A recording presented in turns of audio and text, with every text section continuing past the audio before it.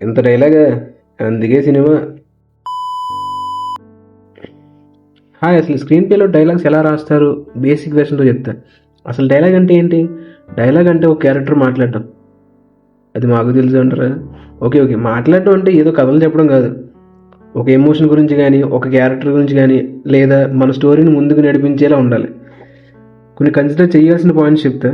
ఒకటి, character voice. అంటే character serious పర్సనా లేదా సరదాగా మాట్లాడేవాడా, టోన్ ఆఫ్ ది క్యారెక్టర్ అన్నట్టు. ఆ ప్లేట్ ఇడ పడవి మామ.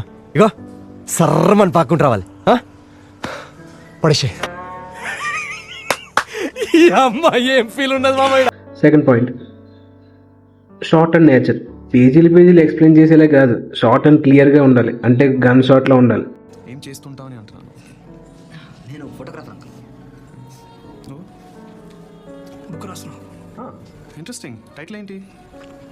నా సామి చేస్తా నీకెందుకు. Third point, don't explain emotion, show them. మన ఎమోషన్స్ని, లైక్ నాకు కోపం వస్తుంది, నాకు ఏడిపోతుంది, నాకు సిగ్గేస్తుంది, ఎమోషన్స్ని ఎక్స్ప్లెయిన్ చేయొద్దు. మనకి పెద్ద స్క్రీన్ ఉంది, యూజ్ చేసుకోండి. యాక్టర్స్ని, ఆర్టిస్ట్ని యూజ్ చేసుకోండి. ఏం మాట్లాడుతున్నావురా మాదార్ చోద్? Next, twist reveal or problem revealing. ఇద్దరు మాట్లాడుతున్నప్పుడు వాళ్ళ కన్వర్జేషన్లో ట్విస్ట్ కానీ ప్రాబ్లం కానీ రివీల్ చేయడం. Next, sub text.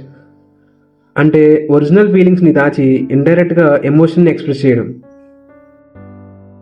నువ్వు నా దగ్గర ఉన్నప్పుడు ఇష్టపడటం, దూరంగా ఉన్నప్పుడు బాధపడటం, దాన్ని మించి నాకు ఇంకేం తెలియదు అంజలి.